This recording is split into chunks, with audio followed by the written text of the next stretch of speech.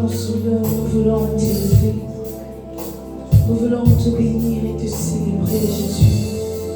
Qui est comme toi, Père éternel, qui est semblable à toi. Ce soir encore, Seigneur, nous voulons déclarer que nos cœurs ont soif de toi. Nos cœurs ont soif de ta présence. Nos cœurs ont soif d'intimité.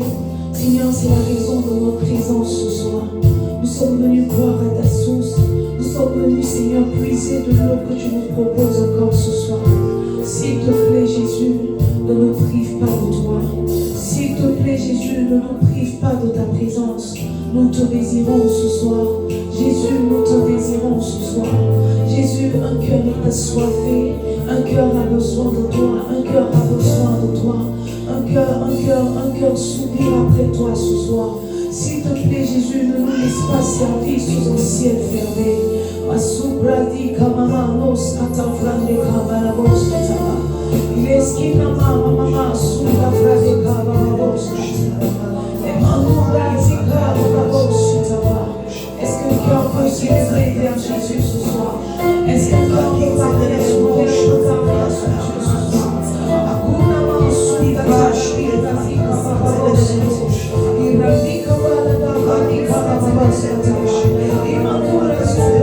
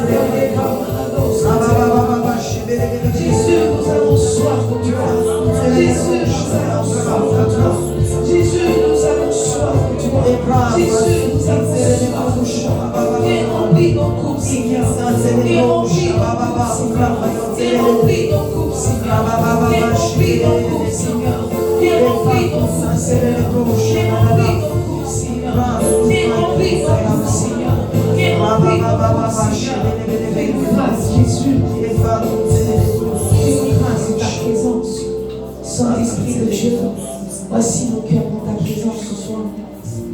Viens et pardonne-nous. Viens et fais-nous du bien. Seigneur, nous ne sommes qu'au 6e jour de l'année. Viens nous parler, viens nous donner des instructions, viens nous donner des couleurs, des orientations. Viens Seigneur, viens Seigneur, viens Seigneur, viens Seigneur. Jésus, nous soumettons l'atmosphère à ton autorité. Nous soumettons même nos cœurs à ton autorité. Viens et fais-nous du bien ce soir. Merci Jésus pour ta grâce. Merci Jésus pour ta fidélité. Dans le nom puissant de Jésus-Christ de Nazareth, nous avons prié. Nous disons tous Amen. Alléluia. Alors salue ton frère, salue ta soeur. Dis-lui bienvenue dans la présence du Seigneur.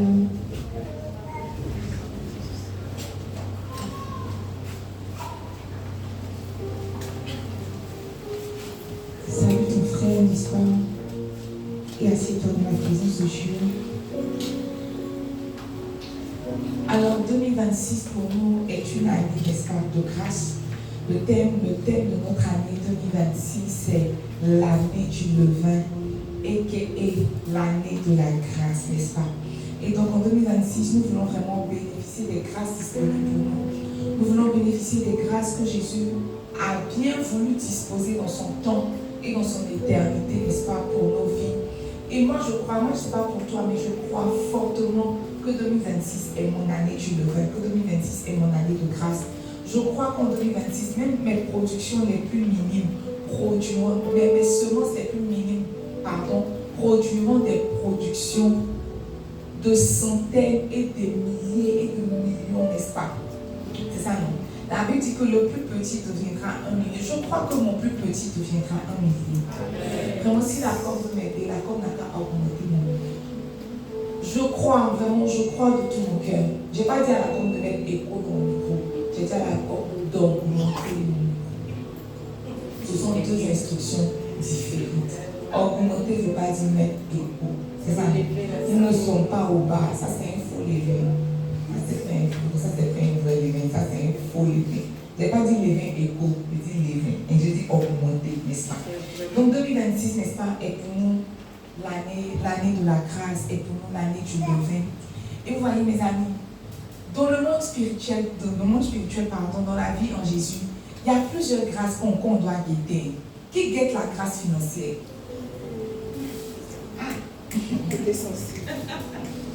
Qui guette la grâce du mariage? Qui guette la grâce de l'enfantement? Ok. Mais tant que ton mari n'est pas habitué, tu vas enfanter. Mais la grâce fait des choses étranges, mais quand même, depuis le temps de l'homme a dit jusqu'à maintenant, tous celles qui veulent enfanter font ce qu'on fait pour enfanter. Quand ton mari a le temps, on dit qu'il veut enfanter, tu lèves la main. Qui veut enfanter? Ah, ok, elle a compris. En 2026, il y a beaucoup de grâces que nous pouvons guetter. Vous voyez. Mais s'il y a une grâce que nous devons guetter plus que tout, c'est la grâce de sa présence. C'est la grâce de sa présence. Moi, c'est vrai que j'ai besoin d'argent, c'est vrai que j'ai besoin d'onction, c'est vrai que j'ai besoin de beaucoup de choses cette année 2026. Mais vraiment, la grâce que je guette par-dessus toute chose, c'est la grâce de sa présence. Donne-moi Exode 33, versets 14 à 19. N'est-ce pas, Exode, c'est notre livre. Moi, je pense que c'est le livre le plus spirituel de la Bible. Exode, après Exode, Acte. Maintenant, après tous les autres livres, essaient de se défendre. Mais je crois que Exode, là, c'est le livre le plus spirituel de la Bible. Moïse a demandé à Dieu, n'est-ce pas, que vraiment, il faut marcher toi-même avec nous. Et si j'ai trouvé grâce à tes yeux, marche toi-même avec nous, tout et tout. Et à partir du verset 14, l'Éternel répondit, je marcherai moi-même avec toi et je te donnerai du repos. Amen. Moïse lui dit, si tu ne marches pas toi-même avec nous, ne nous fais point partie d'ici. Verset 16.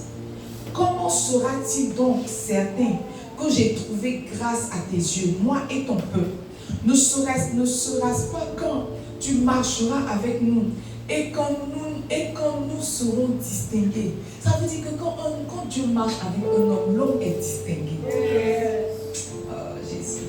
Il dit, ne sera-ce pas quand tu marcheras avec nous et quand nous serons distingués, moi et ton peuple, de tous les peuples qui sont sur la surface de la terre. Verset 17. L'Éternel dit à Moïse, je ferai ce que tu me demandes, car tu as trouvé grâce à mes yeux et je te connais par ton nom. Verset 18. Moïse dit, fais-moi voir ta gloire, avec un point d'exclamation. Fais-moi voir ta gloire. Verset 19. L'Éternel répondit, je ferai passer devant toi toute ma bonté et je proclamerai devant toi le nom de l'Éternel. Je fais grâce à qui je fais grâce, n'est-ce pas? Et miséricorde à qui je fais miséricorde. Mes amis, n'eût été Moïse, on n'aurait pas su que la grâce de Dieu avait la capacité de donner accès à la présence de Dieu. Okay. C'est avec Moïse qu'on a appris que la grâce de Dieu peut donner accès à la présence de Dieu. Nous tous, on a lu la Bible. Bon, je ne sais pas si c'est nous tous, mais on a lu la Bible, n'est-ce pas? Et moi, s'il y a une histoire de jeunesse qui m'a captivée, c'est l'histoire d'Enoch. Elle n'était pas longue, n'est-ce pas? Elle ne s'étendait pas sur plusieurs chapitres. Mais l'histoire d'Enoch m'a captivée parce que la Bible dit que Enoch marcha avec Dieu. Puis Dieu le prit. C'est ça, non? Puis Dieu le prit.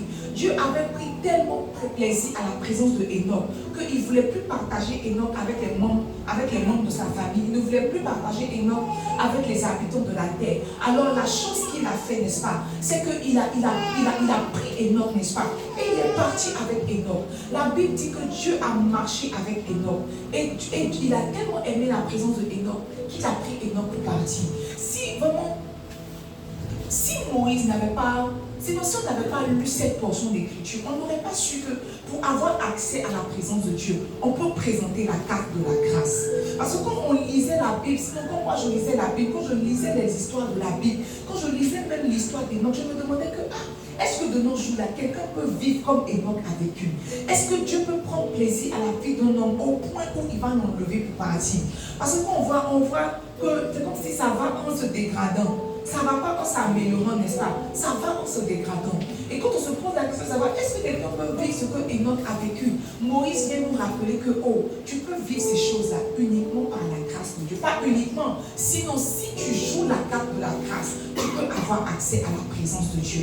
Dieu dit à Moïse que moi-même, je vais marcher avec toi, n'est-ce pas? Je vais marcher avec toi, je vais te faire voir ma bonté, je vais proclamer ma bonté. Pourquoi? Parce que tu as trouvé grâce à mes yeux. En d'autres termes, tu ne le mérites pas. Mais comme tu as joué la carte de la grâce, tu peux avoir accès à ma présence. Quand on nous dit que c'est l'année du lever, j'espère que tu ne penses pas seulement à l'argent. C'est l'année où tu dois maximiser la présence de Dieu.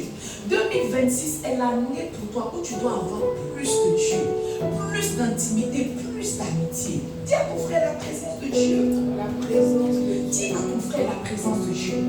Maintenant, tu vois, si on ne s'arrête qu'à ça, on se dirait que, oh, si on joue la carte du levain, la nuit qu'on va aller dormir là, certainement Dieu va nous apparaître. Parce qu'il a dit à Moïse, tu as trouvé grâce à mes yeux. Alors que nous aussi, nous a dit au 2026 que c'est notre année de grâce. Donc, si Moïse a trouvé grâce à tes yeux et que tu dis que tu vas marcher avec lui, ça veut dire que si on a trouvé grâce à tes yeux normalement, tu devrais vraiment nous apparaître dans les songes. On devrait être couché et tu seras pour nous caresser notre dos. On devrait t'expérimenter d'une manière ou d'une autre. Mais ça ne s'arrête pas là, n'est-ce pas? Donne-moi le verset 20. Dieu parle à Moïse. Il lui dit comme ça. Il dit, l'Éternel dit, tu ne pourras pas voir ma face, car l'homme ne peut me voir et vivre. Allons. L'Éternel dit, voici un lieu près de moi, tu te tiendras sur le rocher. Quand ma gloire passera, je te mettrai dans un creux du rocher, et je te couvrirai de ma main jusqu'à ce que j'aie passé. Verset 23. Et lorsque je retournerai ma main, tu me verras par derrière, mais ma face ne pourra pas être vue. Moïse a demandé à Dieu, il dit, fais-moi voir ta gloire. Il a joué la carte de la grâce. Vous voyez, on a dit que la grâce est une faveur imméritée. Dieu a dit que, ok, comme tu joues la carte de la grâce, il n'y a pas de problème, je vais partir moi-même avec toi. Je vais moi-même partir avec vous. Mais tu vois, il y a une chose que tu ne dois pas omettre. La grâce fait beaucoup de choses, mais la grâce ne fait pas tout.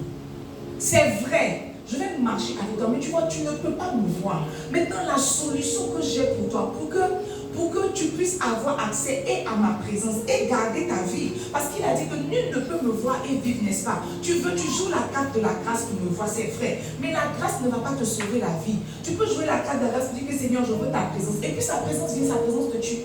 C'est pas ça.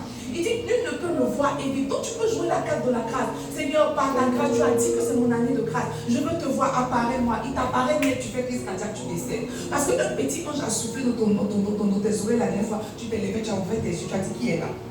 Maintenant, tu dis maintenant la présence de Dieu. Il dit que nul ne peut me voir et vivre. Donc tu peux jouer la carte de la grâce pour dire, Seigneur, j'ai besoin de ta présence. Fais-moi voir ta gloire. Et puis Dieu vient, sauf que sa présence a la capacité de tuer. Donc il interpelle Moïse sur le fait que, oh, je peux venir, je peux marcher avec vous. Sauf que si tu me vois, tu vas mourir. Maintenant, la solution que j'ai pour toi, pour te donner et ma présence, n'est-ce pas, et te garder en vie, parce que la mission n'est pas encore terminée, c'est que je vais te cacher dans un rocher. Tu vas me voir, mais tu ne vas pas voir ma face. Je vais passer, je vais te cacher dans le rocher. Et quand je serai en train de passer, tu verras, les gens disent mon dos, mais il a dit mon derrière. Donc peut-être ton voiture, peut-être, je ne sais pas. Il dit tu verras mon derrière. Donc le derrière, ça veut dire peut-être que c'est son cou, peut-être que c'est sa nuque, c'est qu'elle est derrière et toi voir quelque chose de moi, mais qu'elle est derrière qui n'est pas devant. Et Moïse a dit qu'il n'y a pas de toute façon. Est-ce que je peux dire non? D'abord, ce que tu veux me montrer, il faut me montrer. Ça veut dire que même quand on est en train de jouer la carte de la grâce, on doit réaliser que la grâce ne va pas tout faire pour nous cette année 2026. Dis à ton frère, la grâce ne va pas tout faire pour toi cette année 2026. L'année du lever est celle où nous voulons expérimenter Dieu pleinement. Moi, je veux, en tout cas, ce que j'ai déjà goûté de Dieu, la vie ne me suffit pas. Quand Dieu a dit que 2026 est mon année de lever, je m'attends à des apparitions d'après les Ivoiriens. Bâtard. Je m'attends à des apparitions, je m'attends à des expériences spirituelles, je m'attends à de la chair de poule, je m'attends à beaucoup de choses, n'est-ce pas? Mais on ne peut pas vivre la présence de Dieu si on n'est pas caché dans le rocher. Yes. On ne peut pas. On ne peut pas. Même quand Dieu nous fera grâce de sa présence, on a besoin d'être caché dans son rocher. Maintenant, tu vois, le rocher de nos jours est une symbolique, a une sorte de symbolique que nous méprisons de plus en plus. Mes amis, moi je suis chrétienne depuis longtemps. Quand on partait à l'église là, et qu'on nous apprenait à faire la direction, qu'on nous apprenait à prier. Je ne sais pas si on vous a appris à prier à l'école du dimanche. Je ne sais pas si tu es venu adulte à l'église ou tu es venu enfant à l'église. Mais à l'école du dimanche, il y a un protocole de prière. Quand vous commencez à prier, on dit quoi? Rendez grâce. C'est ça, non? Vous rendez grâce. Après l'action de grâce, qu'est-ce qu'on fait? On demande pardon, on se répand. Après la repentance, on appelle le Saint-Esprit. Maintenant, après la repentance, le sang de Jésus. Après le sang de Jésus, le Saint-Esprit. Maintenant, après le Saint-Esprit, la louange. Après la louange, l'adoration. Maintenant, après l'adoration, le message. Il y a un protocole qui a été établi dans nos habitudes, dans nos esprits à l'école du dimanche, n'est-ce pas? Et c'est le protocole là que nous essayons de répéter, si vous voulez, à grande échelle. Mais remarquez que de moins en moins de chrétiens pratiquent la repentance. Maintenant, quand on te donne le micro et qu'on te dit de faire la direction, tu dis tout, tu fais tout sauf la repentance. Toi-même, tes sujets de prière, quand tu vas dans la présence de Dieu, tu commences, Éternel, tu es glorieux, oh, tu es bon. La dernière fois que tu t'es repenti, c'était que le demande à tout faire. Bon, la dernière fois qu'il a prié aussi, hein. Il y a des petits points qu'on veut aborder. Si on a abordé le grand point, parce que c'est quand même que tu as prié que tu peux te récolter. Voilà. Parce qu'il ne faut pas te perdre. Donc, on a eu la dernière fois que tu as prié, c'était comme. Même s'il dit que je suis la dernière fois que tu as prié, est-ce que tu t'es récolté? Vous voyez, de moins en moins de chrétiens se répandent. Et parce que de moins en moins de chrétiens se répandent, de plus en plus de chrétiens viennent à Jésus sans passer par la case de repentance. Beaucoup, de plus en plus de chrétiens viennent à Jésus sans passer par la case de repentance. Mais tu vois, la repentance est le rocher dans lequel nous nous cachons pour avoir accès à la présence de Dieu. Tu dis, Seigneur, je veux ta présence. Seigneur, je veux ta présence. Mais tu ne sais pas que la présence de Dieu tue. Et que sans le rocher, tu risques de mourir à cause de la grâce que toi-même tu as désirée. Dis à ton frère la repentance. Dis à ton frère la repentance. Mes amis, j'avais beaucoup de sujets alléchants. Pourquoi on dit année de grâce là? Ce sont des sujets alléchants. Moi, il y a déjà des sujets alléchants. Par exemple, un sujet qui est alléchant, c'est la présence de Dieu. N'est-ce pas? C'est un sujet qui ne tape jamais poteau. Un peu de prédication, un peu de manifestation, le mois est gagné. C'est ça, non? Mais alors que je suis en train de prier, que je suis dans la présence de Dieu, il a attiré mon attention sur ce fait. Quand vous êtes en train de proclamer la grâce, mais vous voyez, il y a beaucoup même. C'est vrai que la grâce est une faveur imméritée, mais il y a beaucoup même qu'on va leur faire grâce. La grâce va les tuer. Il y a beaucoup. Est-ce que vous n'avez jamais vu des gens que la grâce a tué? Il y a des personnes qui ont demandé du travail à Dieu, puis Dieu leur a donné du travail, puis le travail les a séparés de la présence de Dieu. La grâce les a tués. La grâce tue, c'est une faveur imméritée, mais la faveur imméritée, la peut te tuer, c'est ça non? Donc les mardis de ce mois de janvier, nous allons parler de repentance. Dis à ton frère la repentance. Dis à ton frère la repentance. La repentance ou le mystère du rocher. Je veux que le mystère du rocher fait un peu comme les prophètes. Amen. J'ai préféré mettre la repentance. Parce que le temps il y a l'introduit pour arriver là, il n'y a pas beaucoup faire. Il faut écrire la repentance. La repentance. Dis à ton frère la repentance. Ce soir, n'est-ce pas, je veux juste poser les fondements. Et je crois qu'on a 5 mardis dans le 5 mardis, 4 mardis dans le mois. On va courir dans ce thème. Quand je suis en train de préparer ce message, le Seigneur ne m'a pas, sinon ce grand thème, le Seigneur ne m'a pas instruit la repentance comme des personnes qui se, comme des personnes qui se répandent, mais comme des personnes qui demandent pardon. C'est pas dans ce sens-là que le Seigneur m'a instruit la repentance. Et c'est ça toute la beauté de ce mois de janvier. Parce que c'est la repentance. Un jour, un mardi, si on a fini de dire que la repentance a fini, le mardi est fini. Le Seigneur a ouvert mon esprit sur différents aspects, n'est-ce pas, de la repentance. Et ce soir, je veux commencer, n'est-ce pas, avec quelques vérités. On va terminer par la définition. Et c'est la définition que je vais donner en dernier qui va nous donner vraiment accès à différents sous-thèmes que nous allons traiter mardi après mardi. Alors, la première vérité que je veux la définition. Je fais des vérités. La première vérité que je veux partager avec toi, n'est-ce pas, relative à la repentance, c'est que la repentance est la présence de Dieu. Je ne sais pas si je vais dire son sœur jumelle, n'est-ce pas? Mais je crois que la repentance et la présence, c'est comme s'il y a un lien étroit entre la repentance et la présence de Dieu.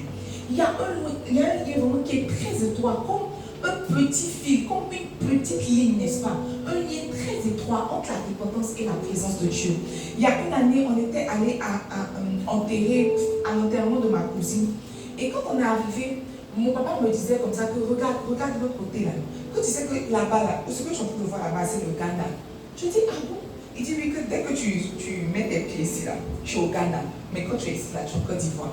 Et puis on a commencé à rire. J'ai dit que je m'en vais au Ghana. Et puis on a commencé à rire. Vous voyez, la frontière entre le Ghana et puis la Côte d'Ivoire qui m'a montré, moi, ce n'était pas une frontière. C'était quelques herbes. C'était une ligne d'herbe. Mais quand tu es ici, tu es au Ghana. Quand tu es ici, tu es en Côte d'Ivoire.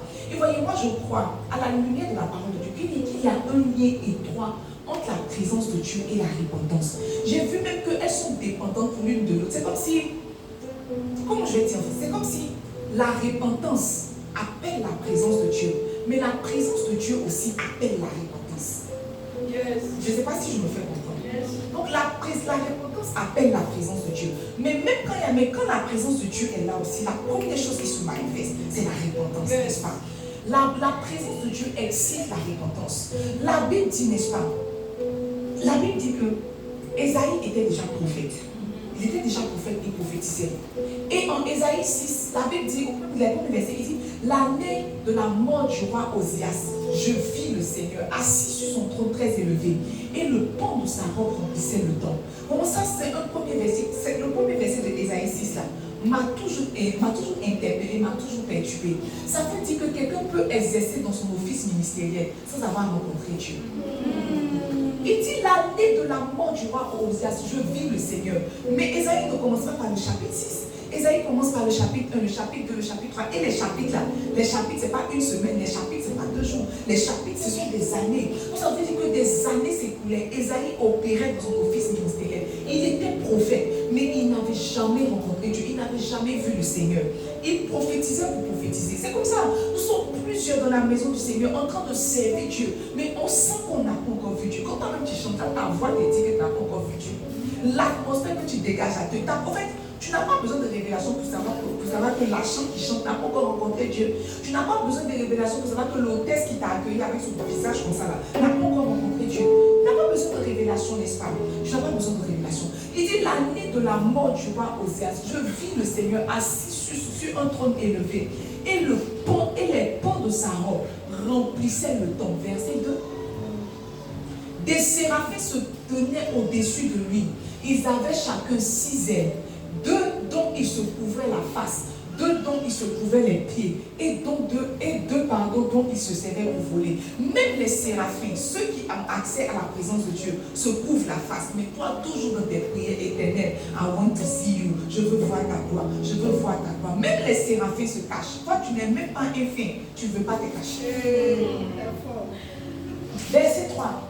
Ils criaient l'un à l'autre et disaient, Saint, Saint est l'Éternel des amis. Tu vois, même les anges chantent que Saint, Saint est l'Éternel. Mais toi, tu veux rentrer dans la présence de Dieu sans repentance. Ah, mon ami, il faut dire pourquoi tu es courageux. Il dit, Saint, Saint est l'Éternel des amis. Toute la terre est pleine de sa gloire. Verset 4. Les portes furent ébranlées dans leur fondement par la voix qui retentissait et la maison se remplit de fumée. Quand la voix parlait, quand la voix retentissait là, les portes étaient ébranlées et puis la maison s'est remplie de fumée. On dirait amusement. Verset 5. Il dit, alors je dis, malheur à moi, je suis perdu, car je suis un homme dont les lèvres sont impures. J'habite au milieu d'un peuple dont les lèvres sont impures, et mes yeux ont vu le roi, l'Éternel des armées. Ça veut dire que Ésaïe prophétisait avec des lèvres impures, un cœur impur, et il prophétisait à un peuple impur. C'était un cocktail d'impureté, mais il se faisait appeler prophète. Le jour où la présence de Dieu s'est répandue dans le temps, le jour où il y a eu une manifestation palpable et visible de la présence de Dieu, c'est comme si la présence de Dieu est venue comme un miroir pour exposer Ésaïe à sa vraie nature. La présence de Dieu, en fait, c'est comme un miroir. Tous ceux qui sont confrontés à la présence de Dieu se voient tels qu'ils sont. C'est pour ça que l'apôtre Paul nous a dit dans 2 Corinthiens 3 versets, il dit, nous tous qui le visage découvert, qui contemplons la gloire du Seigneur, nous sommes transformés en la même image, de gloire en gloire, comme par le Seigneur l'Esprit. Quand la présence de Dieu vient, elle ne vient pas pour te faire trembler, elle ne vient pas pour te faire pleurer. La première chose qui se manifeste quand quelqu'un voit Dieu, quand quelqu'un a l'expérience de la présence de Dieu, c'est qu'il se sent sale, il se sent méprisable, il voit son iniquité, il voit son impureté. Esaïe dit, malheur à moi, parce que moi j'ai osé voir Dieu avec mon impureté. Quand la présence de Dieu est là, n'est-ce pas, nous sommes exposés à nous-mêmes. Alors naît dans notre cœur le besoin, le désir de se repentir. Dis à ton frère la repentance. Dis à ton frère la repentance. Tu vois, il y a des personnes pour qui tu pries, tu veux que les personnes soient transformées. Il y a des personnes que tu envoies sur l'autel de la prière. Seigneur, lui, elle n'a qu'à changer. Il y a des personnes à qui tu donnes conseil. Il faut changer. Depuis on te donne conseil, tu ne changes pas. Moi, je crois en la présence de Dieu qui transforme. Tu vois, tous ceux qui viennent dimanche après dimanche qui ne sont pas encore transformés, c'est parce qu'ils n'ont pas encore eu un vis-à-vis avec Dieu. Ça veut dire que notre travail en tant que berger, en tant qu'ouvrier, c'est de leur donner Dieu. Mais comment on va leur donner Dieu que nous, on n'a pas encore compris? Le plus grand travail des bergers, ce n'est pas de poursuivre les bébés. C'est d'avoir Dieu. Parce que tu vois, quand Dieu est là, la personne se voit, la personne voit son iniquité, la personne voit que quand elle est là, quand elle sort comme ça, elle va en enfer. Alors comment la repentance naît dans son cœur. Moi je crois que ces temps-ci, notre génération, tous ceux qui se lèvent, quand on fait l'appel au salut qui se lève, n'ont pas vraiment conscience de ce que signifie l'appel au salut. Ils n'ont pas encore conscience de ce que veut dire je veux donner ma vie à Jésus. Pourquoi? Parce que nous-mêmes, on ne les a pas exposés à la présence de Dieu. Actuellement, je suis en train de relire Chasseur de Dieu. Et il expliquait comme ça que quand ils sont arrivés dans l'église et que la présence de Dieu les avait dévancés, les gens quittaient, n'est-ce pas? Ils quittaient depuis le dehors. Ils venaient faire quoi? Ils ne venaient pas faire offrande. Il dit que la plupart des personnes arrivaient à l'autel et commençaient à se repentir. D'autres même demandaient le baptême. Il y a d'autres que la présence de Dieu trouvait sur le parking. Ils commençaient à se repentir. C'est-à-dire que quand la présence de Dieu s'est répandue, n'est-ce pas, dans cette église-là, le premier sentiment qui est venu dans le cœur des gens, c'est la repentance. Ils ont commencé à se repentir, Ils ont vu qu'ils étaient malheureux. Ils ont vu vraiment qu'ils étaient malheureux. La présence de Dieu produit la repentance. Mais une chose aussi qui est certaine, c'est que la repentance produit la présence de Dieu. Peut-être que des personnes n'ont pas encore eu accès à la présence de Dieu. Mais si elles peuvent se repentir, la présence de Dieu peut venir à elles. Dis à ton frère la présence de Dieu. Dis à ton frère la présence de Dieu. Regarde, donne-moi Luc 1, verset 13 à 17. Je veux qu'on lise cette portion d'écriture. C'est étrange. Dieu a ouvert mon esprit sur ça hier soir. La Bible dit, mais l'ange lui dit, ne crains point Zacharie, car ta prière a été exaucée. Ta femme Élisabeth t'enfantera un fils et tu lui donneras le nom de Jean. Verset 14. Il sera pour toi un sujet de joie et d'allégresse, et plusieurs se réjouiront de sa naissance. Verset 15. Car il sera grand devant le Seigneur. Il ne boira ni vin, ni liqueur enivrante. Il sera rempli de l'Esprit Saint dès le sein de sa mère. Il ramènera plusieurs des fils d'Israël au Seigneur leur Dieu. Il marchera devant Dieu avec l'esprit et la puissance d'Élie pour ramener les cœurs des pervers les enfants et les rebelles à la sagesse des justes, afin de préparer au Seigneur un peuple bien disposé. Mes amis, vous ne vous êtes jamais demandé, c'est hier pendant que j'étais dans la présence de Dieu, c'est comme s'il a excité mon esprit. Il m'a dit comme ça, tu t'es jamais demandé pourquoi Jean-Baptiste avait besoin de naître avant Jésus. Si c'était pour dire que si les deux devaient exercer le ministère ensemble, ils pouvaient naître. Je veux dire que ce n'est pas le même sein, c'est pas la même méthode. Donc Jean-Baptiste pouvait naître 2 ans avant. Jean-Baptiste pouvait naître au même moment et puis les deux allaient grandir. Et puis Jean-Baptiste allait baptiser, on n'a pas besoin d'être aîné. C'est ça, on n'a pas besoin d'être aîné. Donc, qu'est-ce que je t'ai déjà demandé pourquoi Jean-Baptiste avait besoin de naître, n'est-ce pas, avant Jésus? Quand l'ange est apparu à Zacharie, la chose principale qu'il lui a dit que le travail, sinon le ministère de Jean-Baptiste va consister, n'est-ce pas, à ramener le peuple d'Israël vers Dieu. C'est ça, non? À ramener le peuple d'Israël vers Dieu. Sauf qu'il n'a pas dit comment. Il n'a pas dit comment. Mais quand on lit l'histoire de la vie de Jean-Baptiste, on se rend compte que le peuple par lequel le cœur du peuple est revenu au Père, c'est la repentance. La Bible dit qu'il prêchait, répentez-vous le royaume. Et quand les gens venaient, il les faisait baptiser. C'est comme si Jean-Baptiste avait dressé un pont pour que Jésus puisse entrer dans les cœurs. Donc, en fait, chaque fois que quelqu'un est en train de se repentir, c'est comme s'il est en train de laisser libre accès à Jésus pour rentrer dans sa vie. Il est en train de laisser libre accès à la présence de Dieu pour venir s'installer. Chaque fois qu'un chrétien, sinon qu'une personne se répand, chaque fois qu'une personne se répand, la présence de Dieu peut venir à elle. La Bible dit que quiconque invoque le nom du Seigneur est sauvé. Ce n'est pas invoquer de papa et nous sommes. C'est pas ce genre d'invocation. C'est pas ce que invoquer voulait dire. Invoquer veut dire si quelqu'un peut se repentir et crier à Dieu, Dieu lui-même va venir à lui. Donc tu vois, la présence de Dieu excite la repentance, c'est ça non? Mais la repentance aussi excite la présence de Dieu. C'est pour ça que je dis qu'elles ont les deux un lien très étroit. Elles ont les deux un lien très étroit. Généralement, tu vois pourquoi tu ne vis pas constamment la présence de Dieu? Parce que tu n'es pas constamment en train de te repentir. Tu pries, mais tu n'es pas en train de te repentir. Donc tu vois, tu ne dresses pas le chemin, tu ne dresses pas le pont pour que Jésus puisse venir à toi. Si Jean-Baptiste a dû naître pour dresser ce pont, ça veut dire que c'est nécessaire de se repentir. C'est comme si Satan est venu semer dans notre cœur que parce que Jésus est mort il y a 2000 ans à la croix, nous sommes faits. Mais tu sais, je sais que tu n'es pas saint. Tu sais, je sais que tu n'es pas saint. Donc tu ne peux pas juste rentrer dans la présence de Dieu pour commencer à parler. Et là, la dit que celui qui parle en langue sanctifie lui-même. Celui qui parle en langue ne se sanctifie pas. Celui qui parle en langue sanctifie, il construit son être intérieur. Mais ce n'est pas parce que tu construis ton être intérieur que tu es propre. C'est pas ça. D'ailleurs, tous ceux qui construisent ne sont pas propres. Tous ceux qui construisent sont sales. Donc, je parle, dès que tu rentres dans la présence de Dieu, tu commences à parler là. Seigneur, ce que nous voulons, c'est toi. Seigneur, ce que nous voulons, c'est ta présence. C'est des mots que tu débites, mais tu n'as pas dressé le pont pour que la présence de Dieu puisse venir à toi. Tu n'as pas dressé le pont. Dans nos églises, on prêche de moins en moins la repentance. Parce que Satan sait que si quelqu'un n'est pas repentant, si quelqu'un ne s'est pas repenti, il ne va pas avoir accès à la présence de Dieu. Il n'y a pas beaucoup c'est ça. S'il n'y a pas la repentance. Sinon, tu vois, Jésus pouvait juste venir naître. Jésus pouvait juste naître. Et puis commencer son ministère. Mais c'est comme si le ministère de Jean-Baptiste c'est comme si ça facilitait celui de Jésus. Quand les cœurs sont déjà repentants, quand Jésus vient, il ne fait que entrer. Mais quand il n'y a pas la repentance, c'est là qu'il se tient à la porte, il tape. Personne n'entend. Pourquoi on n'entend pas? Parce qu'on n'a pas enseigné la repentance. On n'a pas appris aux gens à rentrer dans la présence de Dieu par la porte de la repentance. On leur a appris à rentrer dans la présence de Dieu par la porte de la prière. Mais la prière c'est large. Quand tu parles de prière, c'est comme si tu es en train de parler d'un pays. Moi, dans un pays, là, il y a des communes. Dans les communes, il y a des quartiers. Dans les quartiers, il y a les rues. Dans les quartiers, il y a dans les avenues, il y a les quartiers. Dans les quartiers, il y a les rues. Dans les rues, même, il y a les maisons. Donc, tu vois, la prière est un grand ensemble. Donc quand tu dis à quelqu'un rentre dans la présence de Dieu par la prière, tu ne l'as pas aidé.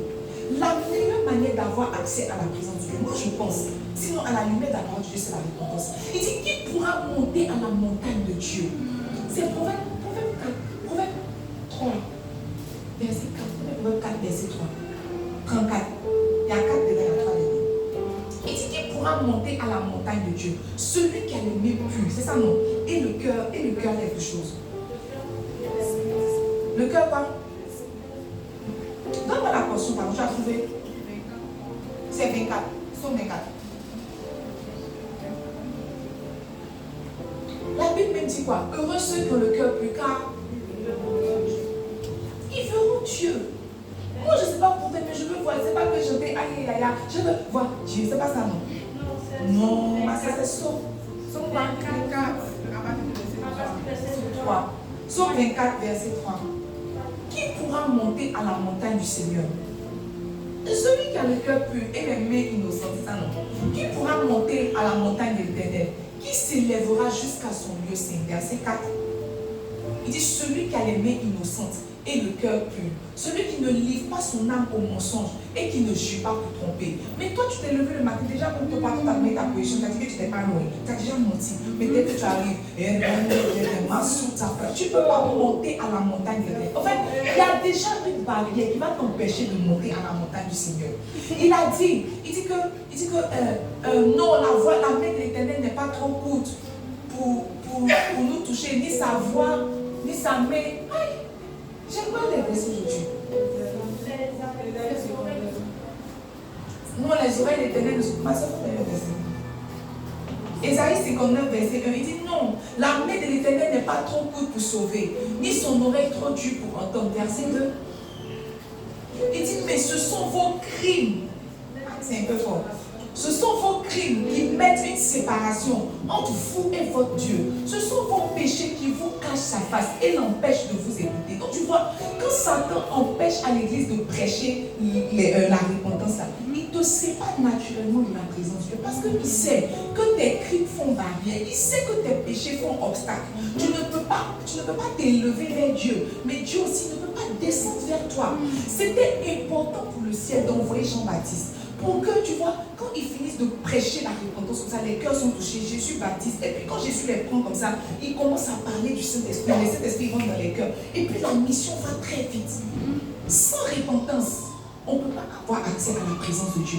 Mais quand tu vois, la grâce même là, ce n'est pas un esprit, la grâce c'est une personne, c'est Jésus.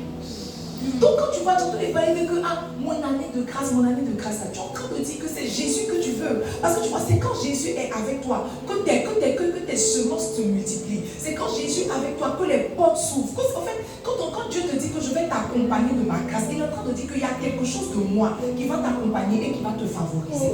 Donc tu vois, la grâce est une personne. Mais tu vas manquer de grâce cette année 2026 si tu n'apprends pas à te repentir. Si tu n'apprends pas à te repentir, dis à ton frère la repentance. De moins en moins de chrétiens se repentent. De moins en moins. Nous-mêmes, quand on fait prière souvent à la... Si les jeudis, quand on fait la prière, j'apprends à mes enfants la repentance. Et les premiers messages que j'ai prêchés à la maison, c'est le péché. Je n'ai pas encore prêché que Dieu les aime. Je prêche le péché. Le dernier message que j'ai prêché, c'est les 7 choses les 7 choses dont l'Éternel a horreur. La langue mensongère, la bouche qui calomnie, qui propage les fausses nouvelles. C'est les choses comme ça. Parce que tu vois, si ça n'est pas rentré dans un cœur, le cœur ne peut jamais avoir accès à la présence de Dieu. Quand nous rencontrons nos brebis, maintenant les gens viennent à l'église, on ne leur enseigne pas la repentance. On leur dit que Jésus va les guérir. Les gens viennent ici pour être guéris. Les gens viennent à Jésus pour manger. Ils veulent le pain, ils veulent la solution, mais ils ne savent pas que la solution à leur solution, c'est la repentance. La solution à leur solution, c'est la repentance. La deuxième vérité que je partage avec toi ce soir, c'est que se repentir va au-delà de demander pardon. C'est là aussi qu'il y a le piège. Quand on dit que repentons-nous, on se met à genoux. Papa, nous sommes tes enfants, nous te supplions, aie pitié de nous. Papa, ça maintenant c'est la chante. Elle ne se répond pas, elle lance. Papa, elle lance. Et puis maintenant le dirigeant te dit que prie à haute voix. De dire mes péchés. De dire mes péchés à haute voix. Si maintenant je te prie, quelqu'un crie, j'ai forniqué. Toi, mais tu seras content, tu seras concentré. Tu ne seras pas concentré. Mais tu vois, c'est parce que les gens ont de plus en plus honte de leurs iniquités qu'ils ne se repentent pas. Je vous dis la vérité. Tu as honte de toi. C'est pour ça que en fait, je t'ai dit que de toute façon, le sang de Jésus, c'est faux. Hein? Je prends le sang de Jésus pour me. Son sang m'a guéri. Son sang m'a rendu. Si ça t'avait guéri, pourquoi tu n'as pas accès à la présence de Dieu? Tu n'as pas. Je suis blanc comme Se repentir, n'est-ce pas, va au-delà de demander pardon. C'est un acte hautement spirituel, n'est-ce pas, d'abandon et de mort constatée. Quand on parle de repentance, on ne parle pas de lèvres qui demandent pardon. On parle de mort et d'abandon. Pas dans le cœur, de mort et d'abandon constaté. On constate que tu t'es repenti. Ça veut dire qu'il n'y a aucune repentance qui se passe dans le cœur. Il n'y a pas.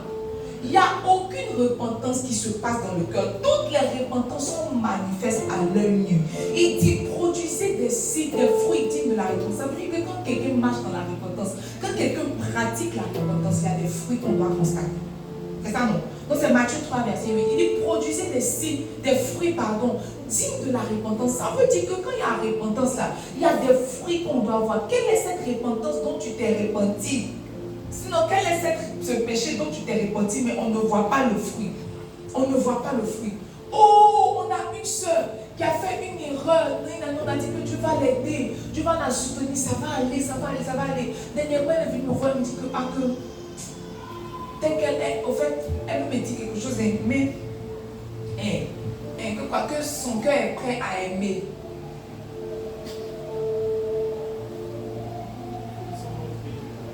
Elle dit, bon, appelle-moi.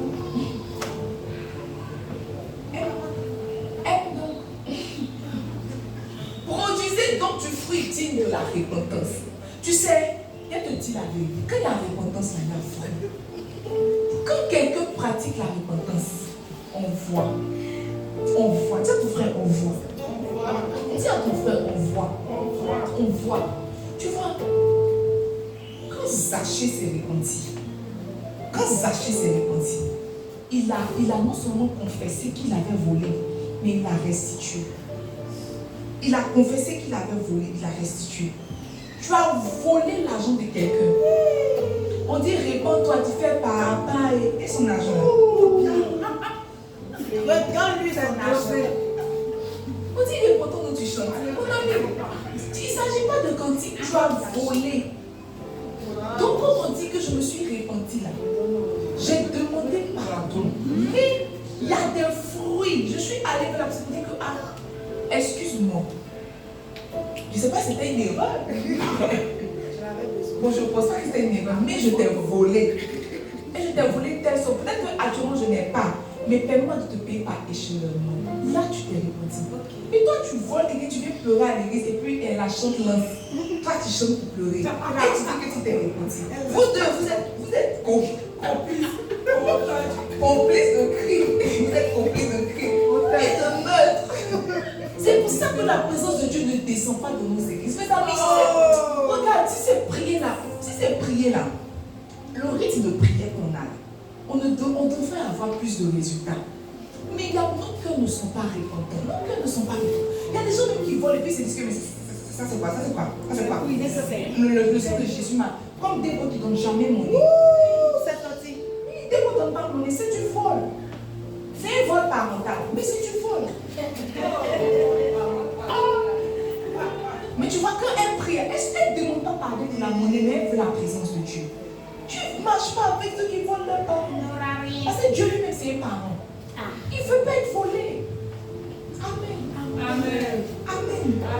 Quand on voit, il faut tourner là. C'est juste ce que vous avez dit ce soir. Voyez, quand Zachée s'est repenti, il y a eu des fruits manifestés. On a vu qu'il s'était repenti.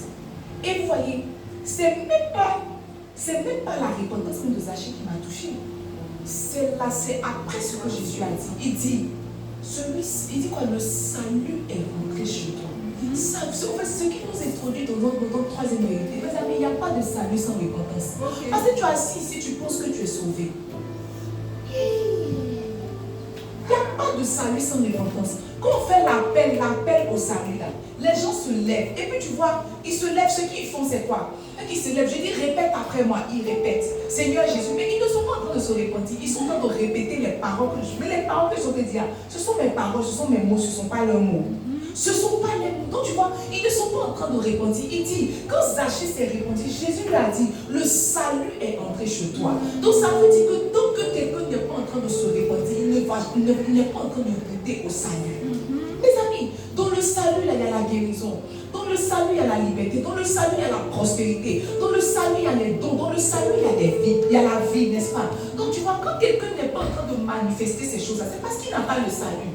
C'est parce qu'il n'a pas le salut. Jésus n'est pas venu mourir pour te prendre pour partir. C'est comme ça, c'était certain que dès qu'il mourait, il te prenait, il partait. Mais tu vois, il y a quelque chose que tu dois vivre sur la terre. Tu n'es pas en train de vivre la chose parce que tu ne te réponds pas. Le salut n'est pas encore compris. Il dit celui-ci est fils d'Abraham. Dieu ne peut pas dire que tu es fille d'Abraham, que tu es fils d'Abraham, parce que tu vois, tu ne te réponds pas. Tu ne te réponds pas. Ce qui a créé le déclic, et puis sinon Dieu était dans la maison de Zachée, il ne s'était pas encore prononcé. C'est quand Zachée s'est repenti qu'il a restitué, c'est ça non? Et puis il a dit que oh, le salut est vraiment. Ça veut dire que Jésus peut entrer, mais le salut ne va pas rentrer. Ok, c'est fort. Jésus peut entrer. Il dit que quiconque invoques le nom du Seigneur est sauvé. Tu as crié Jésus, Jésus vient. Mais ce n'est pas parce que Jésus est venu que le salut est venu. La preuve, tout Israël n'a pas été sauvé. Mais Jésus était là. Donc Jésus peut entrer et puis le salut ne va pas rentrer. Jésus était dans la maison de Zachée, mais Zachée n'était pas encore sauvé. C'est quand Zachée s'est repenti qu'il a restitué que Jésus maintenant lui a dit que le salut est entré chez toi. Beaucoup de personnes invitent Jésus dans leur maison, mais ils ne laissent pas le salut entrer. Beaucoup de personnes invitent Jésus dans leur cœur, mais ils ne laissent pas le salut entrer. Ils ne laissent pas le salut entrer. Mais le salut n'entre que lorsqu'on se répand. Le salut n'entre que lorsqu'on se répand. Il y a trop de chrétiens païens, il y a trop de païens chrétiens. Aïe, trop. Il y a une vieille même la dernière fois là, elle a fait poste, mais une vieille même. Et puis la veille, elle était à un concert. Le lendemain, elle était au stade en train de louer le Seigneur. Parce qu'elle a dit que c'est une année de distinction. Elle a crié Amen. Quel modèle de distinction, mes amis. Peut-être que Jésus est rentré, mais le salut n'est pas encore rentré. Quand le salut entre, il y a des fruits. Toi qui dis qu'on te juge, on te juge parce qu'on ne voit pas les fruits. Quand les fruits sont là, on ne juge pas. Une femme qui est enfant, tu ne peux pas lui dire qu'elle est stérile. C'est quand on ne voit pas les fruits qu'on peut juger. Mais quand il y a les fruits qui sont là, on sait si tu es, si tu n'es pas. Quand tu n'es pas en train de produire les fruits, on sait qu'il n'y a pas de repentance. On sait. Lundi tu es chrétien, mardi tu es païen, mercredi tu es chrétien. On ne sait pas, tu ne produis pas les signes là. Ça veut dire que le salut n'est pas encore entré dans ton cœur. Le salut n'est pas encore dans ta vie. Et tu vois, si tu t'amuses et que tu meurs comme ça, tu auras chanté le nom de Jésus, tu iras en enfer. Les gens qui font discours, qui demandent est-ce qu'on peut perdre le salut, est-ce qu'on ne peut pas perdre le salut, il faut essayer. Essaie et reviens nous donner le témoignage par songe. On ne va pas chasser cet esprit de moi. Essaie. Mes amis, si on ne perdait pas le salut, c'est que laissez-moi aller m'amuser. Petit à petit, petit jeu de gens. Puisqu'on ne perd pas le salut, moi j'ai trop gardé mon salaire. J'ai trop consommé depuis 5e. Non, Jésus ne peut pas en vouloir pour un petit jeu de gens cadeau, papa. Si on ne perdait pas, là, c'est amusement. J'entends tu as Jésus. Mes amis, on n'est pas en train de s'amuser, on est en train de parler du salut. Le salut n'a pas été gratuit. Il faut que je te cadeau. Le salut n'a pas été gratuit. Il s'agit de Dieu. Dieu s'est efforcé de venir dans un corps humain. Tu sais comment c'était humiliant pour lui. Dieu a fait beaucoup. Il se lavait à 4h du matin, ça se levait, ça se couchait. Porter couche, Dieu. On a tapé sa tête souvent. Toi, quand tu as tapé sa tête souvent, on a crié sur lui. C'est Dieu qui s'est fait chier. Le salut n'a pas été gratuit. Il est passé par la croix. Imaginez les gens. À la croix, là, Jésus n'était pas bien, il était nul. Il était nul. Voilà ça. Voilà deux en bas. Il était nul. Ils ont mis la couronne d'épines sur sa tête. Ils ont percé son côté. Même il était encore arrivé à la croix. Que sa sueur s'était transformée en grumeau de sang. Si c'était amusement, si on pouvait faire un peu de monde, un peu de Jésus, c'était quoi? C'était rien. C'était l'heure. Toi, tu vas penser que toi t'amuser. Tu ne vas pas te répéter. Tu ne vas pas laisser le salut entrer dans ton cœur. Et puis au finish, on va dire que c'est Dieu regarde ton cœur. Mes amis. Mes amis. C'est l'abondance du cœur même que la bouche parle. Quand tu t'es rappé, j'étais là. C'est l'abondance de ton cœur. Jésus n'est pas dans ton cœur. Jésus ne partage pas son cœur. Jésus partage son cœur.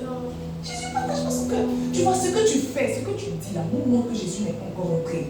Mais tu nous dis que tu es chrétien. On est d'accord, on sait que Jésus est entré. Ce qu'on est en train de te demander, c'est est-ce que le salut est entré? C'est est-ce que le salut est entré? Sinon Jésus peut rentrer. Mais est-ce que le salut est entré? Jésus a mangé avec les gens qui n'étaient pas sauvés. C'est pas ça. Jésus a mangé avec les gens. Nicodème est rentré. Jésus est entré dans Nicodème. Ils ont eu une conversation. Nicodème m'a dit qu'un homme ne peut pas faire ce que tu fais là. Si Dieu n'est pas avec lui. Mais Nicodème n'a pas hérité du salut. Il n'a pas. Comment va-t-il au ciel? En tout cas, on ne va pas voir Nicodème. On ne va pas voir Nicodème. Pourtant, son nom est inscrit dans la Bible. Ça veut dire que tout ce nom est inscrit dans la Bible. Ce n'est pas celui qui soit là-bas. Mes amis, tant qu'il n'y a pas de repentance, le salut ne peut pas rentrer. C'est le défaut de repentance qui fait qu'on a des chrétiens bancals. Notre christianisme est bancal. On est des chrétiens, mes amis, on est des chrétiens païens. Et on est des chrétiens païens. Tu sais parce que tu ne veux pas être honnête avec toi-même. Mais si tu t'assois, tu vas te voir que tu es chrétien, tu es païen. Pourquoi on t'a fait une chose depuis 2021, on est en 2026 et encore dans ton cœur? Tu es païen. Tu es païen. Tu es méchant. Tu critiques, tu médites. tu voles, tu as les petits mensonges, tu es pareil, le salut n'est pas encore entré. Mais tu vois, tu te donnes une couverture, tu vas te donner, tu sais qu'à un moment, tu vas prendre la couverture, l'année passée, tu as pris la couverture de l'affaiblissement. Cette année, tu vas prendre la couverture de la grâce. Peut-être que l'année prochaine, tu vas prendre la couverture, je ne sais pas de quoi. Mais les années vont passer, le salut ne va pas rentrer dans ton cœur. Le salut ne va pas rentrer dans ton cœur. Le salut ne va pas rentrer dans ton cœur. Mes amis, se répondit, ça va au-delà de demander pardon. Je te demande pardon. Je te demande pardon. Pardon. Moi, je fais difficilement confiance aux gens. Oui. Difficilement. Seigneur, je peux rire avec les gens. Mais je fais difficilement confiance aux gens. Parce que tu vois, j'ai observé dans le comportement de tous ceux qui disent qu'ils vont changer, tous ceux qui font des promesses, ils ne réalisent pas leurs promesses. Ils ne réalisent pas leurs promesses. La personne a dit que ça va plus se reproduire. Ça va. Et puis, ça va se reproduire. Ça va se reproduire. Ça va se reproduire. Donc, il fait rarement. Tous ceux qui me disent que la mère, on est ensemble jusqu'à la vie, ils ne vous croient pas.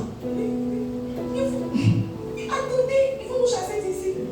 Ils ne vous croient pas. Ils ne vous croient pas. Même Dieu vous croit pas. Ils ne vous croient pas. Je ne crois pas aux ailes des gens. Je ne crois pas à ça. Moi, je crois aux actes. Moi, là, je crois aux actes. Je ne crois pas ce que les gens disent dans leur bouche. Je ne crois pas. Si tu me dis, par exemple, la mère, mais que tu ne respectes pas, je crois. En fait, il y a des gens. Je veux dire que mes critères d'évaluation ne sont pas ce que le roi de bouche dit. Jamais. Je n'ai jamais évalué quelqu'un avec sa bouche. C'est pour ça que je dis toujours, souvent je taquine mon père, je dis que de mon père et de ma mère, je crois que mon papa m'aime plus. Et puis genre, avant, maman prenait pour dire que non, que ton papa qui t'a laissé, moi j'étais éduquée, ton papa, mais je dis qu'en fait, c'est pas. Je ne suis pas, comment il dit ça?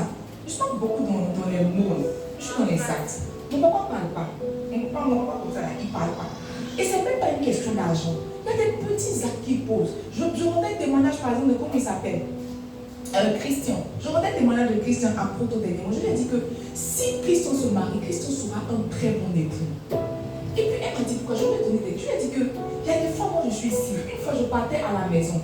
Et puis on est partis ensemble. Voici mon nom côté chez, c'était 4900. Et puis j'ai dit que je vais marcher pour emporter le backup. Et puis on a monté la côte ensemble. Maintenant, au moment d'arrêter il a arrêté le backup pour moi.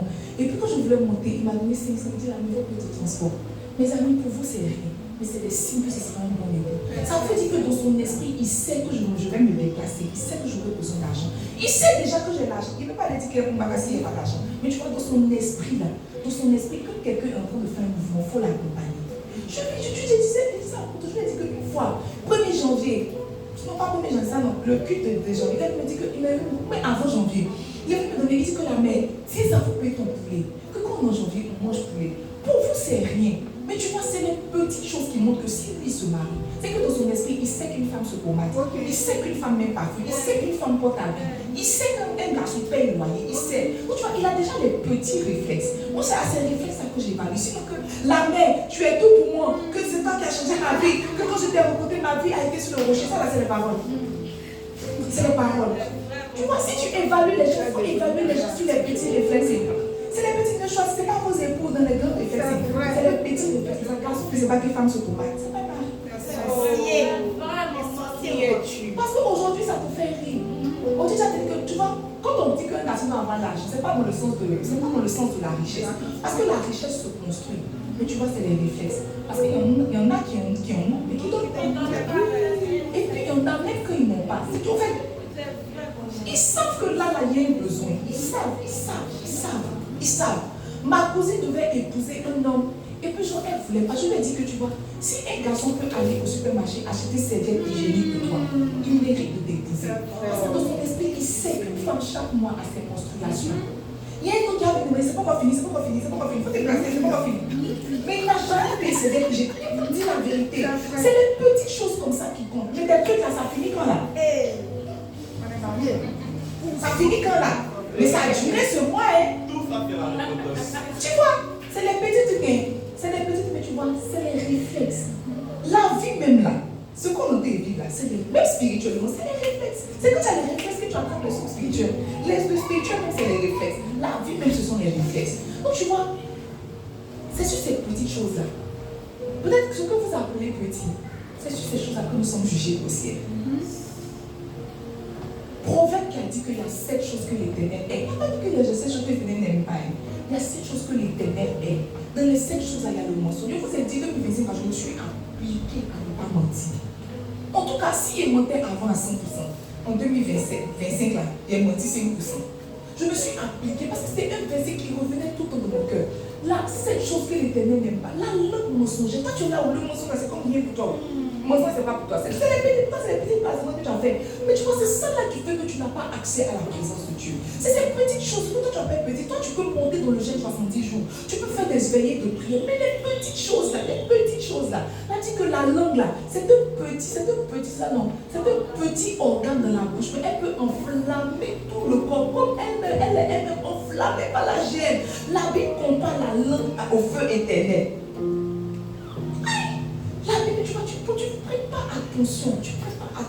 Cette année, j'ai dit à Dieu que je veux prêter attention à mes plaisanteries. Quand je plantais ma camarade, elle m'a dit que ma camarade, tu es pasteur. Si tu dis ça même dans la plaisanterie, ça va arriver. Je lui ai dit, pardon, c'est vrai. Parce qu'on parlait d'un monsieur, il dit que lui, là, je pense que son comportement, c'est la malédiction, il est maudit. Elle dit, non, si tu dis ça, il sera vraiment maudit. Parce que tu es pasteur. Je lui ai dit, c'est vrai. Que Seigneur, pardonne-moi. Et puis, on a repris la première. Et tu vois, chaque année, tu n'as pas de challenge de grandir dans quelque chose. Tu mentais en 2024, tu as menti en 2026, 2026, là, maintenant, c'est ton année de mensonge. Dans la grâce. Mensonge dans la permission. Donc, chaque année, toi, ton mensonge aura un nouveau soutien. Mes amis, la repentance, on ne fera pas Dieu que tu veux voir. Même quand il y aura la grâce, tu ne vas pas le voir. Au pire des cas, si la grâce t'a exposé à Dieu pendant que tu n'es pas écouté, tu vas mourir. Et puis, ce n'est pas que la mort physique. Oh, j'expliquais une histoire à ma soeur ce matin, quand on était dans le cas. Et puis, elle m'a dit quelque chose, ça a excité mon esprit. J'expliquais le problème d'un monsieur. Il m'avait expliqué son problème, tout. Et puis, le monsieur disait comme ça que il se suicide, mais il ne meurt pas. Il se suicide, mais il ne meurt pas. Et puis, elle riait. Et puis, dans la présentation, elle a dit comme ça, mais ma camarade, s'il ne meurt pas, c'est parce qu'il est déjà mort. Elle dit, ça a ouvert mon esprit comme ça. Elle dit, waouh, c'est vrai. Elle dit, s'il ne meurt pas, c'est parce qu'il est déjà mort. Spirituellement, il est déjà mort. C'est quand quelqu'un meurt là, on dit qu'il a rendu quoi? C'est pas le corps qu'il a rendu. Elle dit que spirituellement il est déjà mort. C'est pour ça que quand il fait physiquement là, il ne peut plus mourir. C'est comme si on l'a déjà tué, il ne peut pas spirituellement. Que si il veut l'aider d'identifier qu'on a tué, il dit que oui, c'est vrai. Dans la petite causerie là, elle m'a donné des tués, c'est vrai. C'est vrai. C'est vrai. Quand tu vas pour dire que, et tu envoies Dieu, si Dieu vient que tu as mourir, c'est comme si la présence de Dieu pour toi, au lieu de faire fleurir, au lieu de faire fleurir comme la verge d'Aaron a fleuri, toi la présence de Dieu va porter la malédiction sur toi. Demandez à Obed-Edom. C'est pas toujours que la présence de Dieu, c'est pas Obed-Edom. C'est. Non, pas lui, ça c'est dans la maison des Philistins. Dagon. Demandez. Quand l'âge est arrivé dans la maison de celui qui adorait Dagon, l'âge ne leur a pas fait du bien. L'âge a apporté la lèpre, l'âge a apporté des ulcères, l'âge a apporté des hémorroïdes. Donc ce n'est pas toujours que la présence de Dieu fait du bien. Quand la présence de Dieu vient rencontrer le péché, quand la présence de Dieu vient rencontrer un cœur non repentant, la présence de Dieu tue. C'est quand la présence de Dieu vient rencontrer la repentance qui a floraison. Donc toi, tu n'as pas passé par la case repentance. Tu ne peux pas expérimenter l'année de grâce dont on parle là. L'année du levain, quand la présence de Dieu va remonter, ça ne va pas faire le levain, ça va gâter toute la pâte. Ça va absolument gâter toute la pâte. Mes amis, de moins en moins on se répand. Combien de personnes prennent des veillées pour demander pardon à Dieu, pour s'asseoir, pour réfléchir à leur manquement, la méditation fait action de grâce. Toi, tu devrais t'asseoir. Tu te dis, c'est voilà les mauvais comportements que j'ai constatés. Tu te réponds, tu demandes l'aide de Dieu pour changer. Mais tu n'es pas prêt à t'appliquer à ça. Toi, tous les jours, c'est pardonne-moi, Seigneur. Pardonne-moi, Seigneur, car tu es mon sauveur. Pardonne-moi. On dit, le sang de Jésus nous a justifiés. Acclamez, tu acclames. Toi, tu es celui de justifié. Tu n'es jamais justifié. Il y a trop de cantiques pour le sang, mais ce n'est pas dit que le sang t'a lavé, mes amis. Mais on connaît beaucoup le sang de l'agneau. C'est pas ça. Je suis ça. Regarde ta vie, toi tu as franchi. Regarde ta vie, tu as franchi. Tu n'es pas affranchi. Si c'est ton affranchissement qui est là, il faut retourner dans le monde. Tu n'es pas affranchi. Parce que tu vois, le sang là, s'il n'y a pas repentance, le sang ne peut pas nous laver. Le sang vient laver celui qui s'est repenti. Le sang ne vient pas ôter le péché de ton corps. Tu te répands et puis le sang maintenant vient. C'est comme si on applique le sang là comme une baume pour te cacher. Toi, tu t'es pas répandu, tu invoques le sang de l'agneau sur tes yeux. Tes parents, même qui sont quelque part là-bas, le sang. Tes parents sont sorciers, tu appliques le sang sur eux. Toi, tu penses que le sang que tu appliques, ça va les couvrir. Ça va couvrir leur sorcellerie. Ça va couvrir leur sorcellerie. C'est vrai. Il va donner des défenses. Oh, Jésus. Là, il y a la troisième vérité. La quatrième vérité, c'est que le manque de repentance rend esclave. Le manque de repentance rend esclave du péché. Rend esclave du péché. Donc, de Satan, si quelqu'un est esclave du péché, il est esclave de Satan. Tout péché que tu pratiques, que tu n'arrives pas à laisser, montre qu'il y a une sorte d'esclavage, il y a une sorte de dépendance. Que tu n'arrives pas à laisser de toi-même, il y a une forme d'esclavage, il y a une forme de dépendance. Donc, dans Romains 10, verset 10, la Bible dit que car c'est en croyant du cœur qu'on parvient à la justice. Et c'est en confessant de la bouche qu'on parvient au salut. Quand on croit du cœur, on est justifié.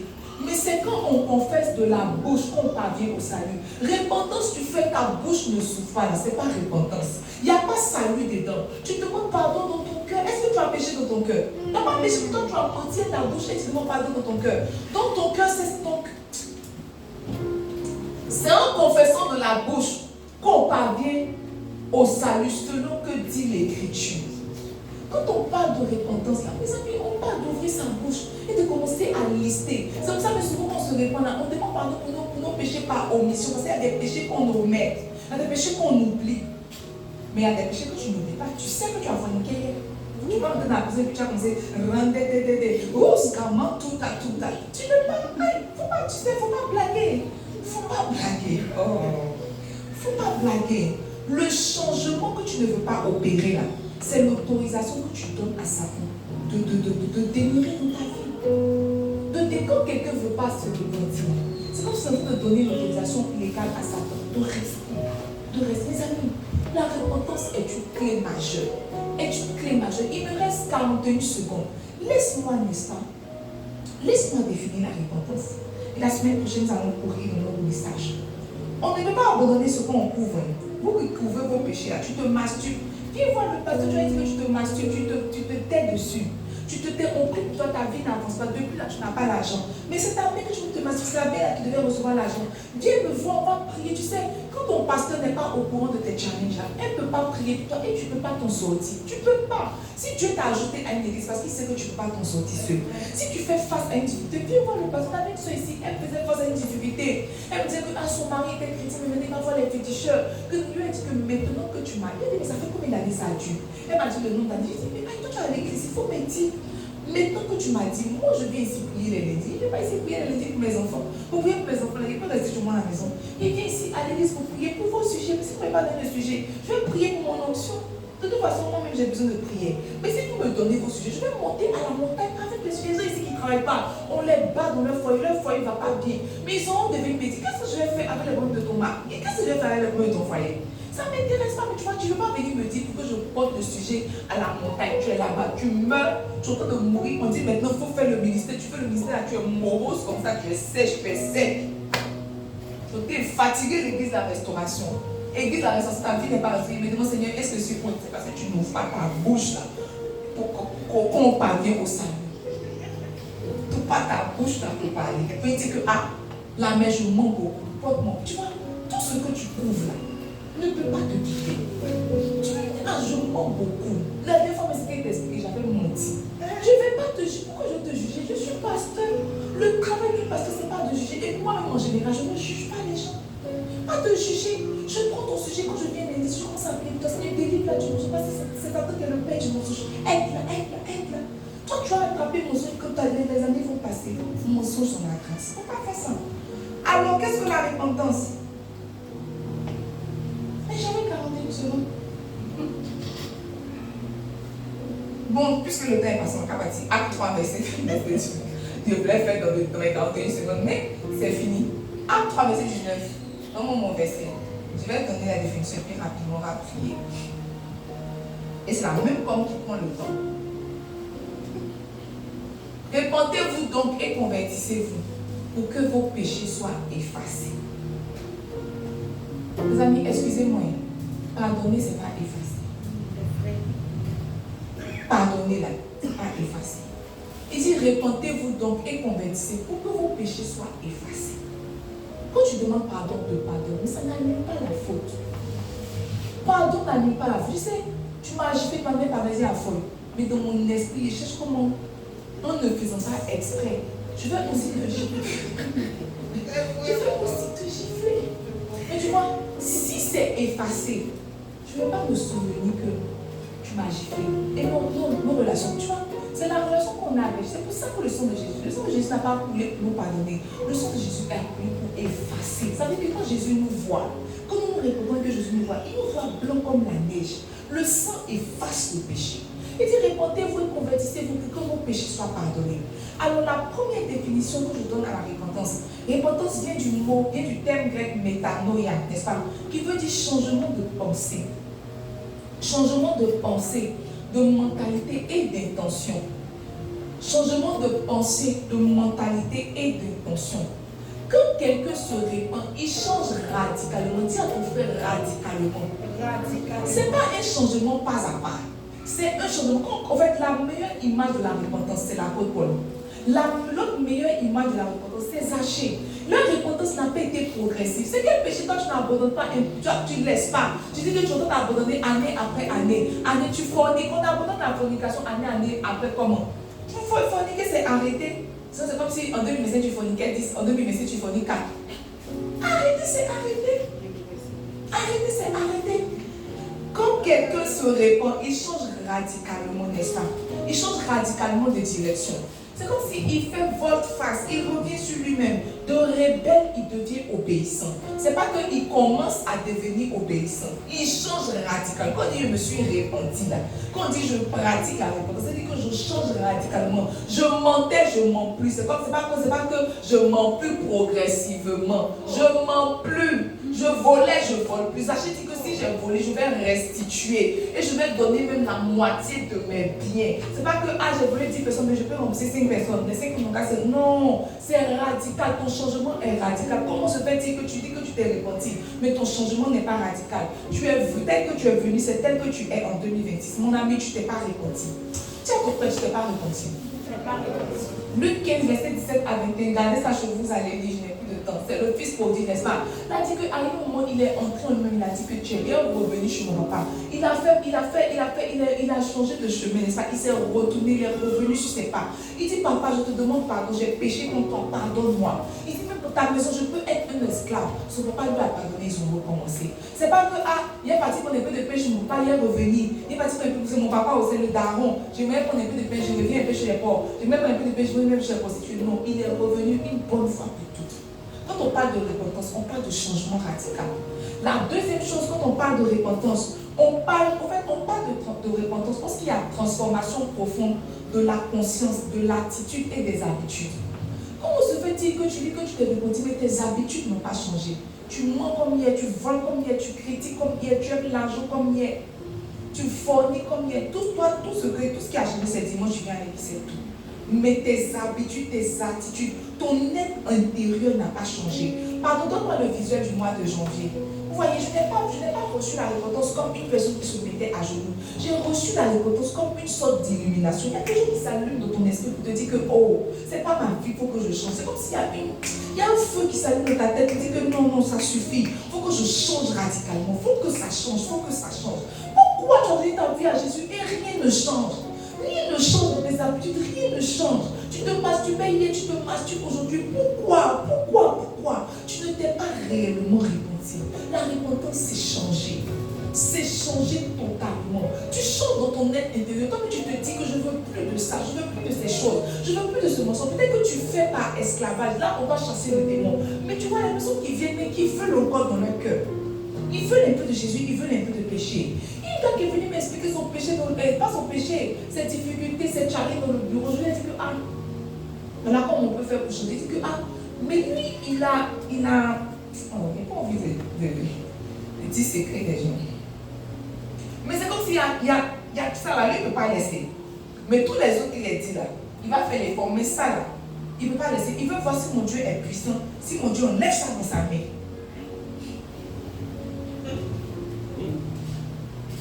jusqu'à cause du contraire, moi ici, il ne doit pas la puissance. Que mon Dieu, il dit qu'il ne faut pas même tester mon Dieu, il n'est pas puissant. Il ne peut pas enlever. Mon Dieu ne peut pas t'arracher. C'est que tu aimes, garde. Si tu aimes ça, il faut garder. Il ne peut pas t'arracher. Il ne peut pas t'arracher. Donc quand il a noté, il m'a demandé, est-ce que je suis puissante? Il dit, ah, tu te souviens qu'il n'avait pas encore mangé. Il dit, je suis faible. Je suis faible. Il va m'expliquer son problème. Mais est-ce que si, genre, ça peut partir? Pourquoi il se fait comme ça? Si moi j'avais la capacité de donner pour un c'est moi pour un, il y a un levé. Et puis, voilà mes bergers, chacun devient un. Je fais deux. Si c'est comme ça on fait là, il y a levé d'abord dans la vie, mais c'est les bergers même qui assurent la relève. Donc s'il y a puissance, s'il y a fondard, c'est pour vous. C'est pas pour un inconnu, il n'y a pas. Comment il sait qu'à mesure qu'on est dans la présence de Dieu, Dieu peut nous aider. Mais quand tu vis comme ça, tu dis, moi, si moi, il est fondant, il n'est pas fondant. Mon passé dit que Dieu te donne un fidèle à ton image, mais moi, il n'est jamais dit ça. Je n'ai pas dit que le passé de l'Église, c'est pas déjà son nom. Ah, c'est fort, c'est fort. Tu vois, c'est une transformation. La repentance, c'est d'abord une transformation intérieure. Ce n'est pas la bouche, c'est le cœur. Tu te rends compte que tu sais, je suis menteuse. Esaïe, quand la présence de Dieu, il dit que je suis impure, mes lèvres sont impures.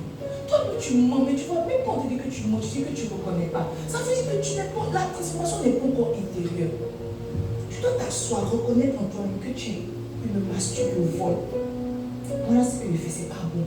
Maintenant, tu pries, Seigneur, aide-moi à changer. Mais toi, tu n'as pas cette pensée. Tu n'as pas quelque chose qui. Tu n'as pas cette illumination-là. La troisième définition, n'est-ce pas, que je vais prendre la dernière, que je veux dire. Je pense que je veux dire relative à la réponse, c'est que se repentir, ce n'est pas demander pardon, ce n'est pas non plus s'excuser, ce n'est pas regretter, ce n'est pas être triste. Parce que souvent, il y a des gens, quand ils pêchent, ils ont un peu de tristesse, ils disent que cet esprit-là a pardonné, ils versent une larme. Ce n'est pas ça la repentance. Regretter, ce n'est pas la repentance. En fait, on parle de repentance quand à ton regret, à tes excuses, à ton je ne sais pas quoi, à tout ce que tu ressens comme émotion, tu ajoutes un acte. Quand il n'y a pas d'acte, il n'y a pas de repentance.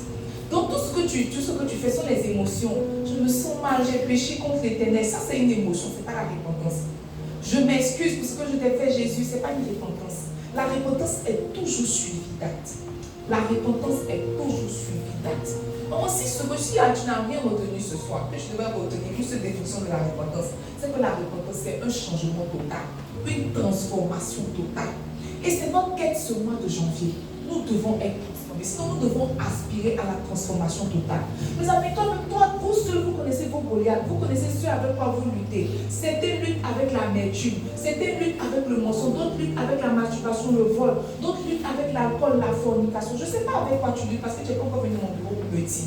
Mais comme tu connais ta vie, toi, je veux que dès ce soir, tu commences à rentrer en toi-même et que tu demandes l'aide du Saint-Esprit. Je ne te dis pas de te repentir là tout de suite parce que c'est un long travail. Tu le feras chez toi, tu le feras en semaine dans tes temps d'intimité.